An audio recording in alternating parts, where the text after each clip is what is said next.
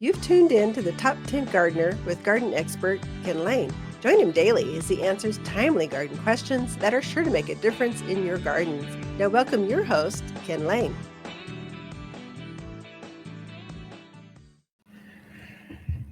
And we're back with Lisa Waters Lane in the studio. She comes each week and just shares her garden knowledge. I want to pull all that garden knowledge out of your brain and just share it over the airwaves, stream it, podcast it, and just share it with folks so that we can. I think gardening is never completely learned. I think it's a process that we learn. That's what keeps your brain young. You keep learning more and more stuff, or they change it. Like they now have dwarf lilacs. 20 years ago when we started this thing, or 30 years ago, when we started this, they just had big lilacs. Right. There weren't any reblooming lilacs, there weren't any dwarfs. There weren't any big butterfly bush. Now they've got dwarf repeat blooming butterfly bush. They got ground cover varieties. It's fun to see the new thing. It's like Christmas. Every spring. You get to see it all over again. So welcome to the studio. Thank you. So what's your garden approach this week? What you going to share with folks? How are you going to enlighten us? We're all kind of cooped up in our houses a little bit still, just because of the rain and the cold. And, we have a few nice days here and there, and it's fun to get outside and dream and plan about what you might do. But we're still kind of a little bit inside here, and we're especially in our bedrooms a lot this time of year because it's dark so early and dark so late. It does seem like the days are shorter. They're getting longer, but they've been short. I have starting to notice a change. But yes, you're right. We're kind of in our houses still a little bit. So when we're in our home, like our house, we run a humidifier, we run air purifiers and things just because we like to do that. Because we work outdoors and it's allergies and all kinds of stuff. So especially in your bedroom, it's nice to have plants in your bedroom, or if you have an office, even where you're spending a lot of time, it's nice to have those plants that actually work as air purifiers. Yeah. So you're doing additional work in there, kind of double duties. They create beauty and some feng shui, and they give you a sense of wellness in your room, but they can also help clean the air out of there as well. There's some science out now. They're showing, since work from home, all that kind of stuff, they're showing that there's a productivity increase when you have multiple houseplants in the workspace in which you're working. Right. It's more than just clean air. It's like it's a feeling. They change the environment so you actually can focus better, feel better. So clean air for sure. It gets all that formaldehyde, all that crazy stuff that you got. Those Christmas gifts you got soaked in to ship across the Pacific Ocean to get to here. Yeah. They help clean out all that benzene, all that other crazy stuff, and dust. Yeah, true. So I thought I talked about a few of those plants that are easy care plants, number one, but they also do a really good job of cleaning the air in your room. And these are all the ones we've got them at the garden center right now. So you could come in and get one of these and add it like this afternoon. Yes. Okay. And put it in a pretty pot too. Oh, there we go. That will match your room. We got more pots, all kinds of colors. It's kind of fun. So aloe vera is actually a really good one. Now, people think of aloe vera just for, I have a sunburn or a cut, put something on it. So aloe vera is great for doing that double duty. It's great for cleaning the air. It's great to have on hand for those cuts and scrapes. And the other thing I love about it, it takes hardly any water. So easy to grow. I love plants that I don't have to go, oh my God, I gotta water it. And it's just super easy to take care of. Their light. They want a room that's somewhat brighter. It can't be a real dark spot or they'll just kind of sit there and look at you. But even if you have good lighting in your room, those east facing windows are excellent. It's just a really super easy plant. A lot of bedrooms have so many windows. You got that slider, they got the back window, they got a bay window. Usually there's a lot of, I don't know about a guest room, but the masters for sure, they've got more, they've got plenty of light for all these things. Perfect. Yeah. Dracaenas, sometimes people call them corn plants, but Dracaenas is like this huge family of plants, from these big, tall, upright ones to smaller ones. They have a lot now that have kind of pink and red colors into them, so they can be very attractive. Just a super easy plant to grow. There again, it can take even a lower light room and a brighter room, so it's very versatile, flexible. And it just, they don't need a lot of water either, usually about every 2 weeks or so on those guys. So I just love it when I don't have to constantly worry about them, and they just kind of take care of themselves, and they're very happy to grow. So a lot of new colors. I would definitely check those. It's not your grandmother's corn plant. So many fun house plants anymore. It's exciting.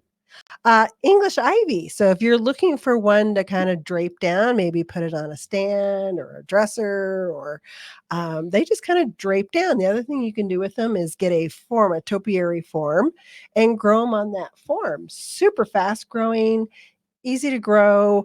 There again, they can take a dark room, they can take a light room. They don't care. They'll just grow wherever. But you can have fun with those and kind of put them on topiaries or let them drape down. Ivy are one of those that are notorious for sucking out bad air, improving air quality. They take bad stuff out of the air and they pump out oxygen. Mm-hmm. They're famous for that. And there's some NASA science experiments and stuff they play with, but it's really good. The one thing about an ivy is don't overwater it. It's one of those plants that really just does not like to sit wet. So you do have to be a little careful. Pull moisture out of the air. Mm-hmm. So especially a humidifier, you might not have to water an ivy because they're kind of like an orchid that way, or bromeliad. Mm-hmm. That's true.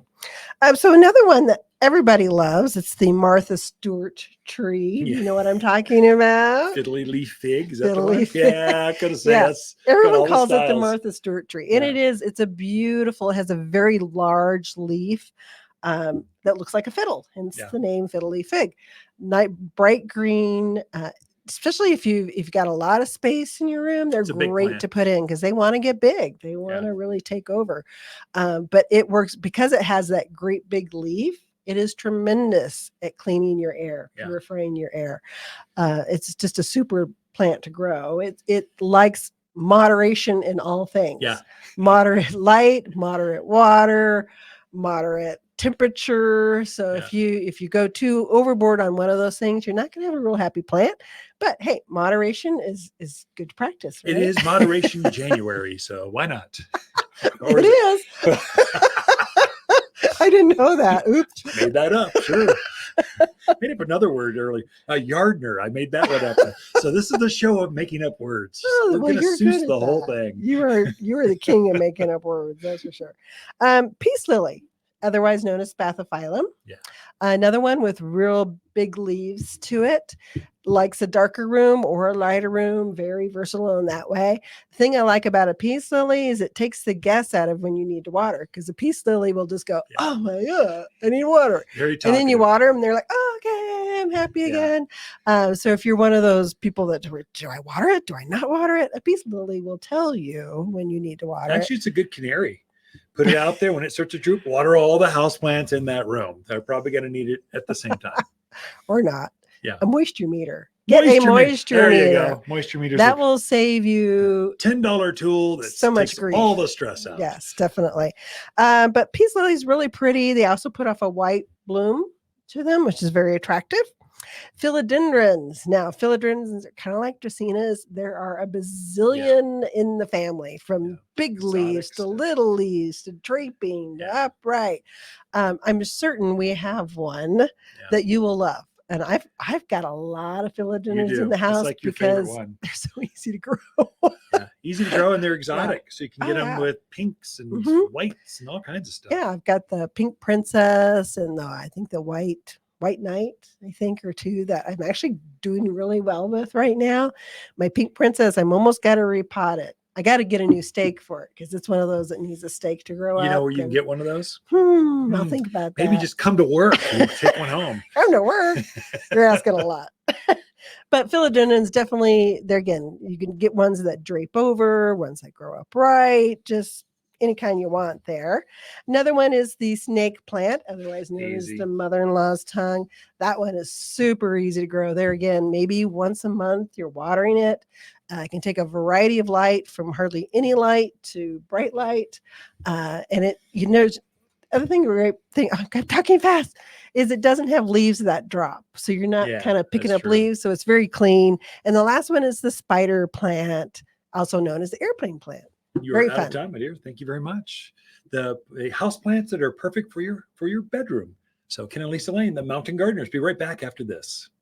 As the days get longer and brighter, houseplants can struggle and scorch, but we have the solution. At Waters, we've organized our houseplants from A to Z for the brightest of sunny locations, many even bloom. With experts that know plants and how to make them grow. Shipments of the freshest houseplants in town have just arrived from A to Z and ready for a bright new home. Waters Garden Center, where people who love bright green houseplants, they love to shop. Found in Prescott. You're listening to garden expert Ken Lain, owner of Waters Garden Center in Prescott. Look for more tips, tricks, and garden shortcuts through Ken's website. Additional shows of this podcast, read his weekly garden column, or follow him on Facebook, Instagram at watersgardencenter.com. That's Waters with 2 T's, gardencenter.com.